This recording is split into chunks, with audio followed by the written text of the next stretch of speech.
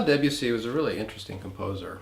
He allowed music to move forward after what Wagner and Brahms and a lot of the late Romantics had done. He provided a modern sound. He took whole tone and chromatic and transformed them and combined them into a new musical language, which took us away from the traditional tonal system, such as we find in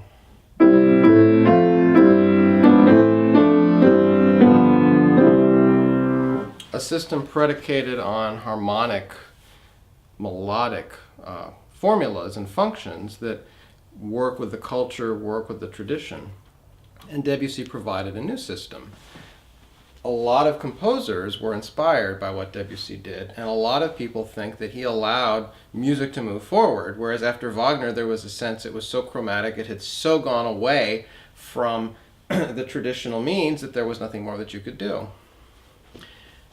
Manfred Bleffert is a very interesting man. I first encountered him when I was on tour. I had played with a group at the Camphill Leyenhof in Germany above the Bodensee, and Manfred was there, and he invited us to his workshop in Heiligenberg. And I was fascinated by the workshop, the windows that he had painted, the paintings that he did, the drawings, and of course the instruments that he did that he performs with. And he has really taken the works of Rudolf Steiner and some of the precepts of anthroposophy and created a very unique, interesting way of performing and looking at music. I encountered him again. I was in Switzerland in Haus Friedwart, in Dornach, outside of Basel. And we had breakfast, and I wasn't prepared, but I had a camera, and I thought, well, let's talk to him. Let's see if he can say something about Debussy, since he was trained as a modern composer. And so one thing that he said during our interview was that the world will change in his sound. And I thought this was a very interesting idea. The world will change in his sound, because in my own thesis, I did a thesis on Debussy preludes.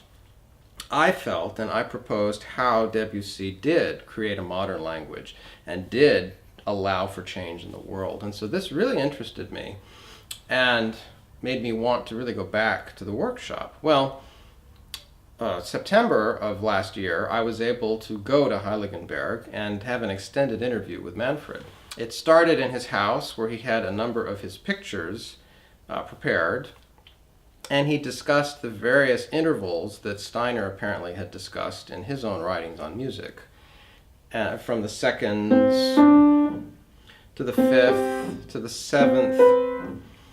One thing that also had interested me when I had seen Manfred in Dornach was he spoke about the Firebirds, which is something we don't study in traditional music studies, as I had, whether I was at Eastman or whether I was getting my doctorate. We didn't talk about that.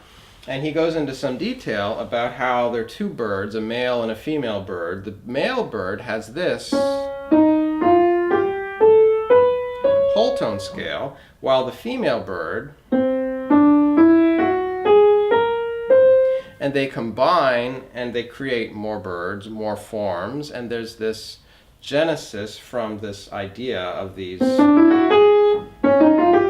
which is interesting because in Debussy's own Fireworks, Feux d'Artifice, he starts with this whole tone scale and this whole tone scale, and the piece starts like this.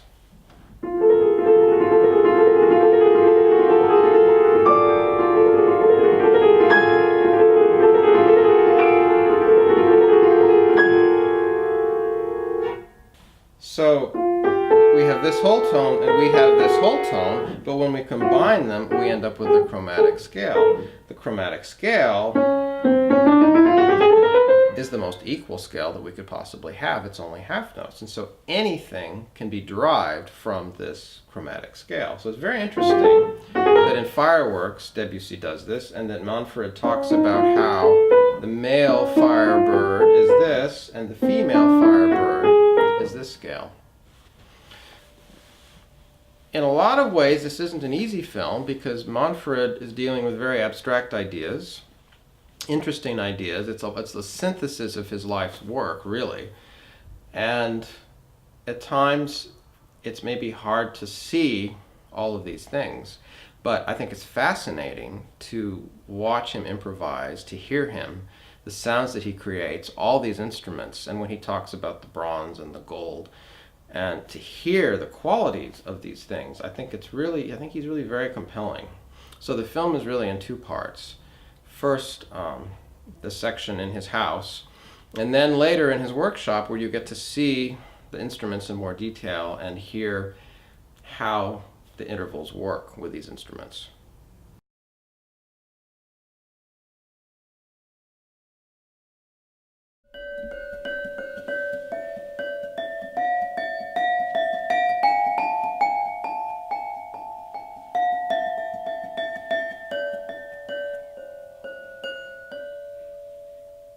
Yeah, it's very